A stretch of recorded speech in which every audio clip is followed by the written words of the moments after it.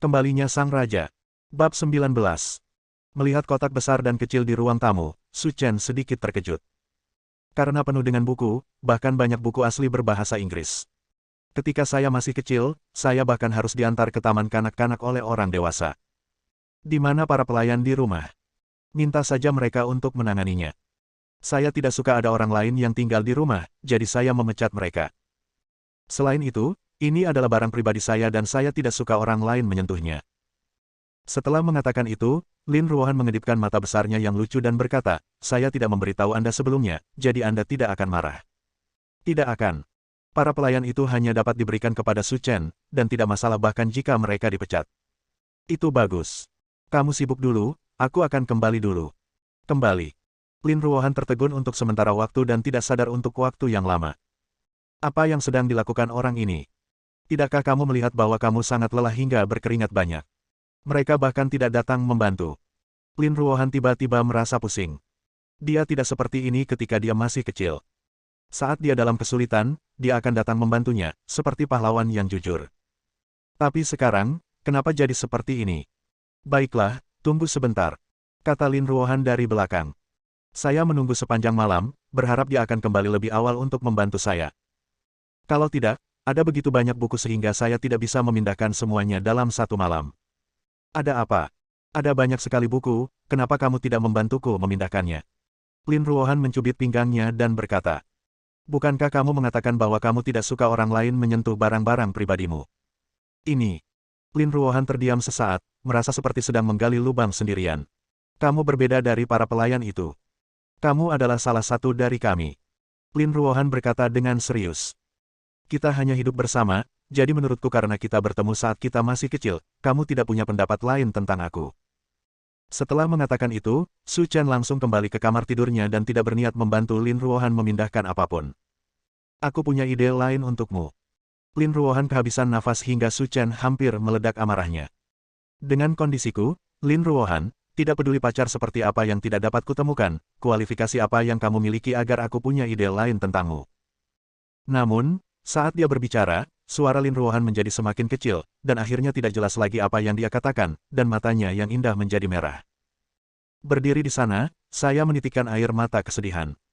Setelah bekerja sepanjang malam, saya berharap Su Chen akan kembali dan membantu saya, tetapi di luar dugaan, dia terlihat kedinginan dan kedinginan. Bukankah kamu hanya membantu dirimu sendiri? Saat itu gelap, tapi Lin Ruohan tidak berani mematikan lampu. Dia takut gelap, jadi dia meringkuk di kaki kotak kardus dan terus menyeka air matanya. Keesokan harinya, sinar matahari yang hangat masuk dari jendela dari lantai ke langit-langit. Dengan mengantuk, Lin Ruohan bangun dari tidurnya, melihat jam weker di samping tempat tidur, dan ternyata sudah jam 9. Dalam sekejap, Lin Ruohan teringat ada rapat eksekutif yang akan diadakan pagi ini dan dia sudah terlambat. Aku buru-buru memakai pakaianku, merias wajah tipis-tipis, mengambil tas tangan, dan menginjak sepatu hak tinggi, bersiap untuk keluar.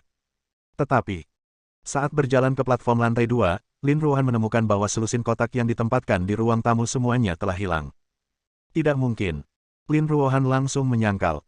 Saya tidak punya tenaga untuk memindahkan buku-buku itu kemarin. Tiba-tiba, Lin Ruohan sepertinya memikirkan sesuatu, dan berlari kembali ke ruang belajarnya dengan sepatu hak tinggi. Melihat pemandangan di dalam, Lin Ruohan tercengang. Ekspresi kecil yang lucu itu, belum lagi betapa lucunya itu. Ada rak buku kayu solid di tiga sisinya, berisi buku. Sejarah umum sastra, sastra Inggris, sastra populer, biografi, karya agung asing. Buku-buku tersebut dibagi ke dalam beberapa kategori, dan setiap kategori buku dikelompokkan dengan rapi. Apa yang Lin Ruohan tidak percaya bahkan lebih lagi. Beberapa buku yang sering saya baca diletakkan di tempat yang dapat saya sentuh, sedangkan beberapa buku yang jarang saya baca ditempatkan di tempat yang tinggi. Apakah dia yang melakukan semua ini? Dan bagaimana dia tahu tentang kebiasaan membaca?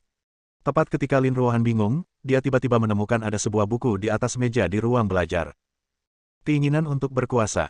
Apakah dia duduk di sini dan membaca buku tadi malam? Lin Ruohan sedikit bingung mengapa Su Chen memilih buku ini untuk dibaca. Karena keseluruhan bukunya mengedepankan sudut pandang.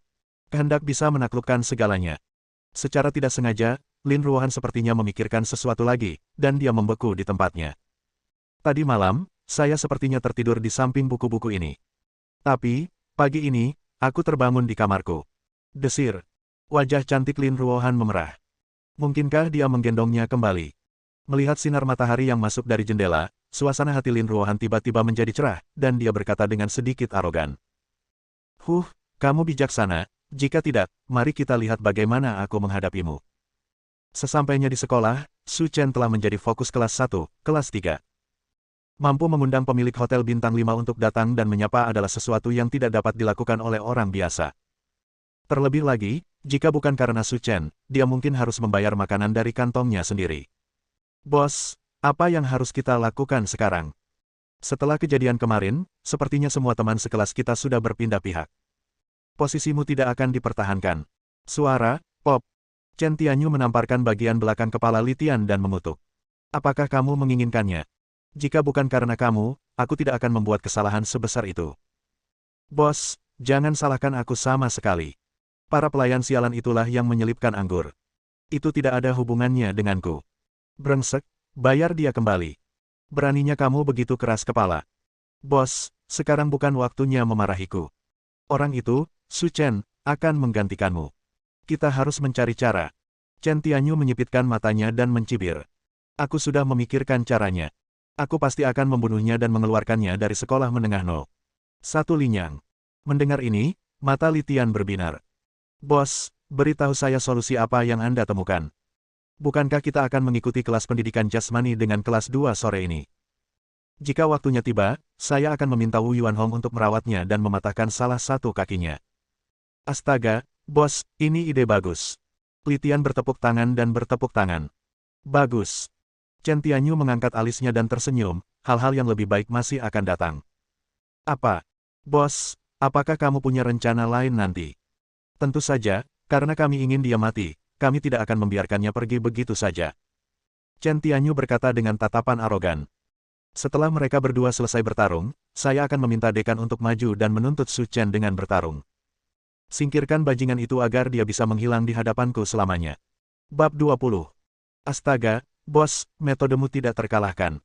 Tentu saja. Sore itu, di kelas pendidikan jasmani. Murid-murid, kalian semua sekarang berada di tahun terakhir sekolah menengah atas. Tanpa tubuh yang baik, akan sulit untuk beradaptasi dengan kehidupan belajar yang berintensitas tinggi. Oleh karena itu, guru akan mengajari kalian beberapa keterampilan dasar bela diri, berharap untuk menguatkan tubuhmu. Berdiri di depan semua orang, kata guru pendidikan jasmani Zhang Guoxing. Seni bela diri. Gadis-gadis di kedua kelas tercengang ketika mendengar bahwa mereka akan belajar seni bela diri. Ini adalah pertama kalinya saya mempelajari olahraga kekerasan di kelas pendidikan jasmani. Li Tian, yang berdiri di barisan belakang, berbisik. Bos, kamu tidak melakukan ini, kan? Tentu saja, jika tidak, lihatlah siapa yang mengajar seni bela diri di kelas pendidikan jasmani. Ketika mereka mendengar bahwa mereka akan belajar seni bela diri, sekelompok gadis mengeluh karena banyak dari mereka yang memakai rok.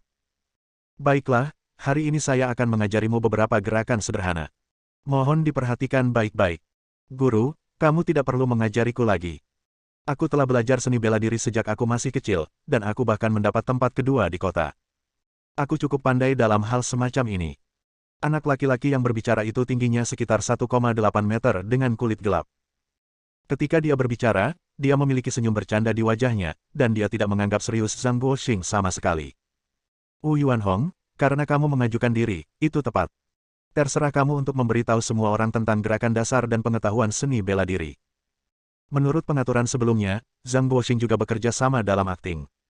Guru, jika Anda berbicara tentang seni bela diri secara kering, itu akan membosankan.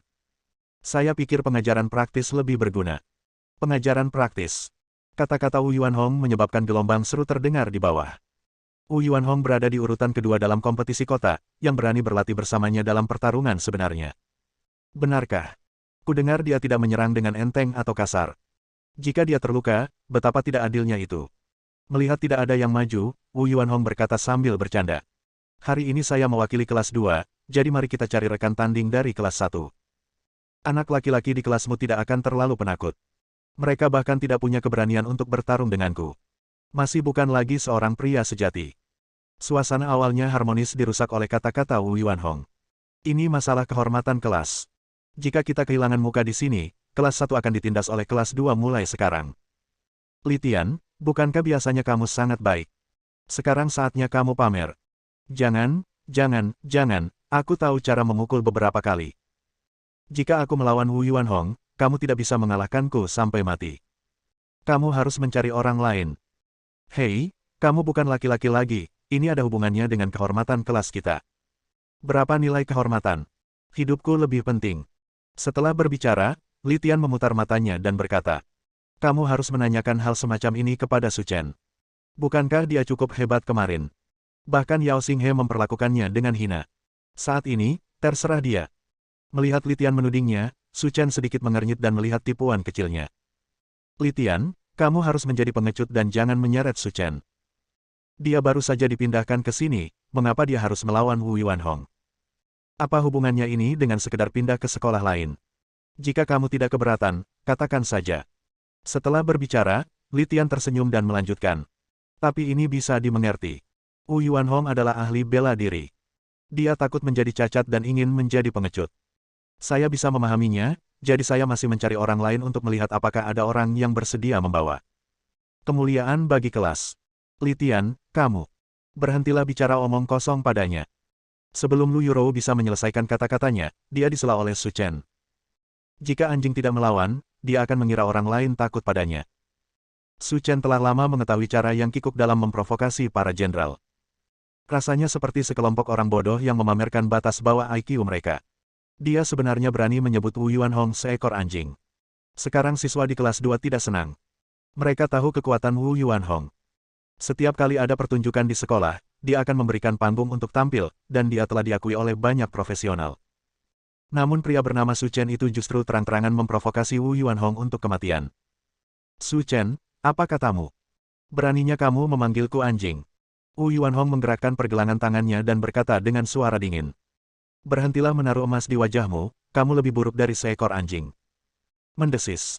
Semua siswa di kelas 1 menarik napas dalam-dalam. Beraninya kamu berbicara dengan Wu Yuanhong seperti ini. Bukankah dia takut dipukuli? Benarkah? Bahkan demi wajah, kamu tidak bisa mengenai moncong senjatanya sendiri. Karena dia masih bersekolah, Wu Yuanhong menekan amarah di hatinya dan berkata-kata demi kata. Su Chen, sudah kubilang sebelumnya bahwa meskipun ini latihan tanding, tinju dan kakiku tidak ada gunanya. Jika aku menyakitimu dan membuatmu cacat, jangan bilang aku menindasmu. Apakah kamu layak? Menghadapi penghinaan berulang kali dari Su Chen, Wu Yuanhong tidak tahan lagi dan langsung bergegas. Retakan. Dalam sekejap, Su Chen mengambil tindakan. Sebuah tamparan menghantam wajah Wu Yuanhong. Ah! Ceritan datang. Gigi Wu Yuanhong tanggal semua, seluruh wajahnya roboh dan berubah bentuk, mulutnya penuh darah, dan dia hampir pingsan. Diam. Kesunyian. Tampaknya angin yang lewat di sini sudah tenang. Su Chen terlalu galak. Dia benar-benar menjatuhkan Wu Yuanhong dengan satu tamparan. Apakah ada orang lain yang membutuhkan saya untuk menunjukkannya? Jika perlu, Anda bisa berdiri. Suara Su Chen sangat pelan, namun menggetarkan hati semua orang seperti guntur, membuat mereka mundur ketakutan. Tidak, tidak lagi. Kata siswa dari kelas 2 dengan gemetar. Melihat tidak ada yang berani berdiri, Su Chen kembali ke tim. Tetapi pada saat ini, teriakan keras datang dari belakangnya. Su Chen, kamu sangat berani, kamu benar-benar berani bertarung di sekolah. Mendengar teriakan itu, Lu Yurou menoleh dan terkejut saat mengetahui bahwa dekanlah yang datang. Zhu Jianan. Zhu Jianan tampak berusia 40-an, mengenakan setelan tunik Tiongkok kuno, dengan rambut berminyak, dan berjalan ke arah Su Chen dengan arogan. Sialan, Zhu Jianan datang tepat pada waktunya. Dia datang tepat setelah dia menjatuhkan Wu Yuanhong. Itu adalah koneksi yang mulus. Hehe. Chen Tianyu mencibir dan berkata, apakah menurutmu 100.000 yuanku terbuang percuma? Karena kamu telah menerima uangku, dengan sendirinya kamu akan melakukan sesuatu untukku. Haha, Tuan Chen benar. Jika kamu hanya orang miskin, kamu bisa tidur nyenyak hanya dengan bersama Lu Yurou. Kamu benar-benar tidak tahu seberapa tinggi dunia ini. Biarpun aku bertengkar, apa yang bisa kamu lakukan padaku? Kamu sangat berani. Zhu Jianan menunjuk dengan marah ke arah Wu Yuanhong di tanah. Muridku dipukuli seperti ini olehmu, aku ingin mengeluarkanmu. Bersambung.